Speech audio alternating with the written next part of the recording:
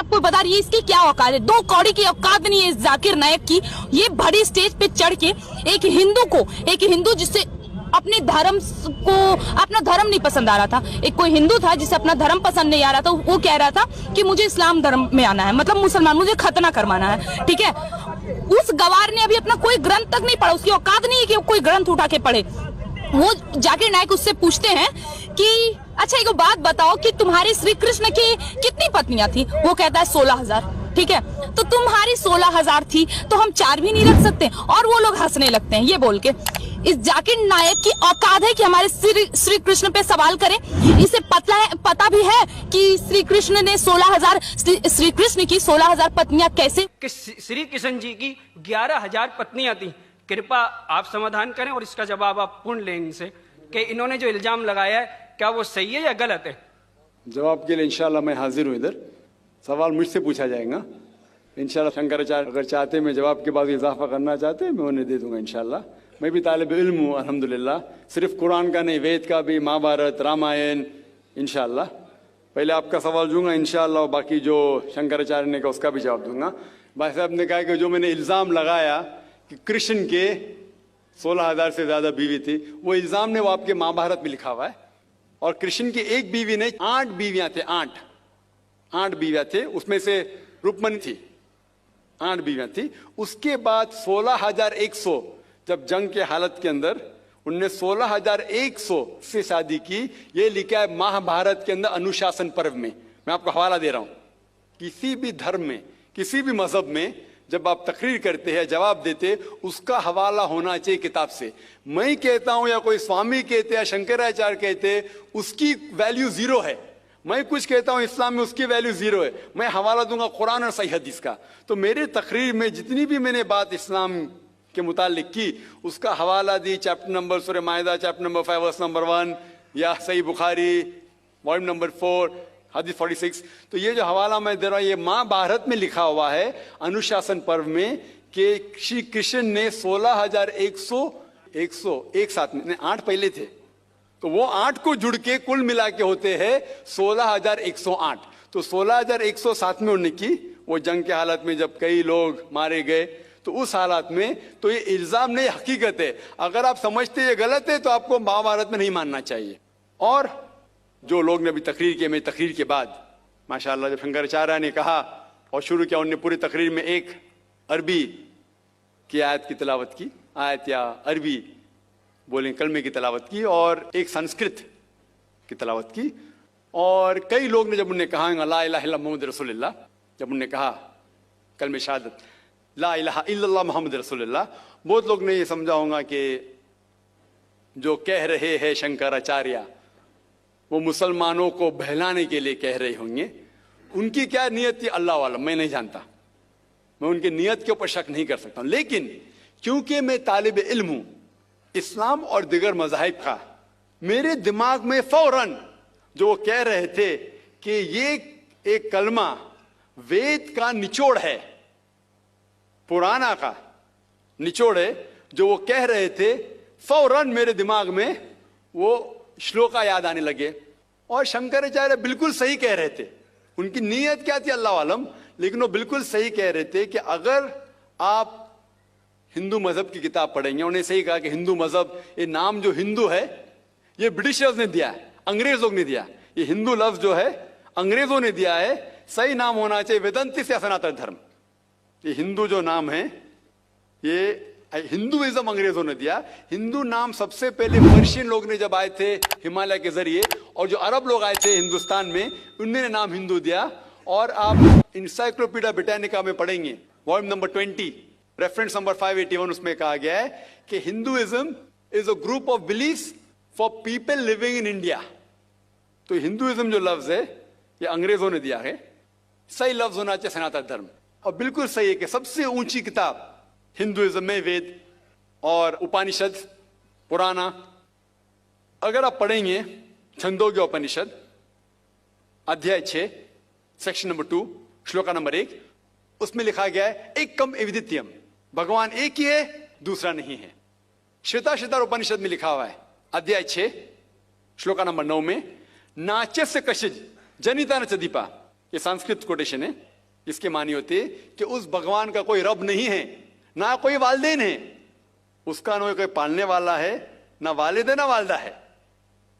आगे आप पढ़ेंगे, लिखा हुआ है श्वेताश्वतर उपनिषद में अध्याय 4 श्लोक नंबर 19 में, न तस्य प्रतिमा अस्ति, उसके जैसा कोई भी नहीं है। और सारे किताबों में से जो सबसे ऊपर किताब है, जिस तरह शंकराचार्य ने कहा, वो है वेद। और 4 वेद है, ऋग्वेद, यजुर्वेद, सामवेद और अथर्ववेद।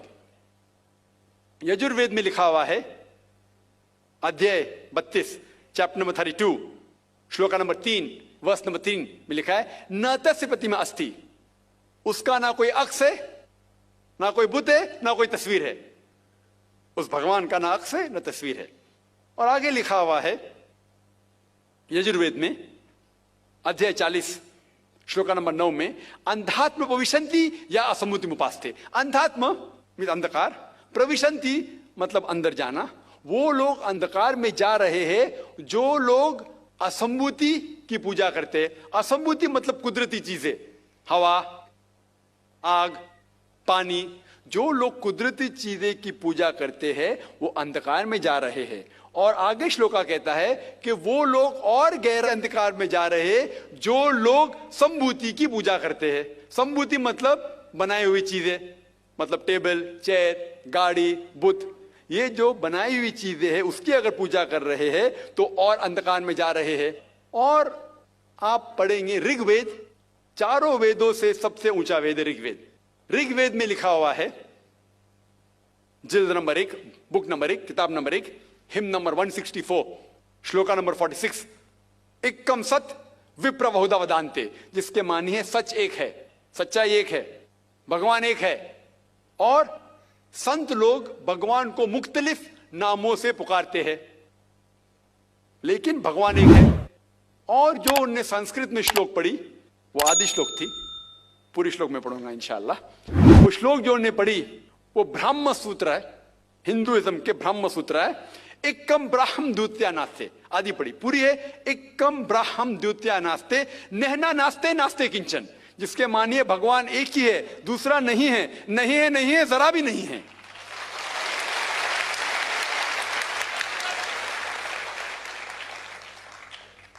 ये पूरा ब्रह्म सूत्र है। वक्त की किल्लत की वजह से उन्हें आधा पढ़ा और मुझे ऐसा लग रहा था जैसे कि उनने मेरी एक तकरीर सुनी जिसका मौजू है similarities between Hinduism and Islam. Hinduism और इस्लाम में यकसानियत। ये हो गया पहले पाठ कलमा का, ला इलाहा इल्लल्लाह, ना कोई माबूद है अल्लाह के सिवा। अभी दूसरे पाठ है मोहम्मद सल्लल्लाहु अलैहि वसल्लम, मोहम्मद रसूलुल्लाह, मोहम्मद सल्लल्लाहु अलैहि वसल्लम रसूल है। और अगर आप पढ़ेंगे, इसके ऊपर एक तकरीर में दी है सिर्फ मोहम्मद सल्लल्लाहु अलैहि वसल्लम के बारे में जिक्र दीगर मज़ाहिब की किताबों में, खुसूसन हिंदुइज्म के। और अगर आप पढ़ेंगे, पुराना का जिक्र किया उन्होंने, भविष्य पुराना में पर्व 3 खंड 3 अध्याय 3 श्लोका 5 to 8, उसमें लिखा हुआ है कि एक मलेच्छा आएगा। मलेच्छा मतलब फॉरेनर, बाहर का कोई शख्स आएगा, उसका नाम होगा मोहम्मद। वो अपने साथियों के साथ आएगा, जिसका मतलब साहबियों के साथ, और वो लोग को सही दिशा दिखाएगा और राजा भोज उनको इज्जत देंगे। आगे पढ़ेंगे आप भविष्य पुराना पर्व 3 खंड 3 अध्याय 3 श्लोका 10 से लेके 27 तक। उसमें लिखा हुआ है कि ये शख्स आर्य धर्म को फैलाएगा, सच्चा धर्म को फैलाएगा, और इस शख्स के मानने वाले दाढ़ी उगाएंगे, सिर पे शेंडी नहीं रखेंगे, लोग को नमाज के लिए बुलाएंगे, एक इनकलाब दुनिया में लेके आएंगे, गोश्त खाएंगे लेकिन सूअर का गोश्त नहीं खाएंगे, और ये सच्चाई फैलाएंगे। उनका नाम है मुसलमान। ऐसे कई मोहम्मद सल्लल्लाहु अलैहि वसल्लम का जिक्र भविष्य पुराना में है, ऋग्वेद में है, सामवेद में है, अथर्ववेद में है, और खुसूसन अगर आप पढ़ेंगे पुराना में भी है, जिसका नाम है कल्कि पुराना। और कल्कि पुराना अगर आप पढ़ेंगे अध्याय 2 chapter number 2 verse number 4, 5, 7, 11 and 15, जिसका भागवत पुराना में भी जिक्र है, volume number 2 verse number 18 to 25, 18 से 25 तक, जिसमें कल्कि पुराना का जिक्र है। कल युग में एक शख्स आएंगे जिसका नाम है कल्कि। उनके वालिदा का नाम है सुमति और वालिद का नाम है विष्णु यास। सुमति के मानी अमन, अमन करने वाली। और हम जानते हैं कि हमारे पैगंबर, आखिरी पैगंबर सल्लल्लाहु अलैहि वसल्लम के वालिदा का नाम था आमिना, जिसका मतलब है अमन फैलाने वाले। और विष्णु यास मतलब भगवान की इबादत करने वाला। और हम जानते हैं मोहम्मद सल्लल्लाहु अलैहि वसल्लम के वालिद का नाम अब्दुल्ला था। इस तरीके से मोहम्मद सल्लल्लाहु अलैहि वसल्लम के आने का जिक्र कल्कि पुराना में है और भागवत पुराना में भी है। तो इस बुनियाद पर ये पूरी तकरीर कर सकता हूं मैं 2 घंटे के लिए, 4 घंटे के लिए, सिर्फ मोहम्मद सल्लल्लाहु अलैहि वसल्लम का जिक्र हिंदू मज़ाहिब की किताबों में। अभी वक्त नहीं है, लेकिन ये दोनों जोड़ के जो शंकराचार्य ने बिल्कुल सही कहा, ला इलाहा इल्लल्लाह मोहम्मद रसूलुल्लाह, के निचोड़े का ना कोई माबूद है अल्लाह के सिवा और मोहम्मद सल्लल्लाहु अलैहि वसल्लम के पैगंबर है। लेकिन आखिरी में हमारे मोहतरम शुएब साहब ने कहा कि अल्लाह उन्हें हिदायत दे। और मैं भी अल्लाह ताला से दरखास्त करता हूं कि अल्लाह उन्हें हिदायत दे, ना ही सर कटाने के इस्लाम के लिए, इस्लाम के ऊपर अमल करने के। हो सकता है कि काफी चीज पर अमल करते होंगे, लेकिन मुकम्मल जिस तरीके से कहा गया है उनके वेद के अंदर कल्कि पुराना में, एक शख्स आएंगे जो आपको सीधी रास्ता दिखाएंगे।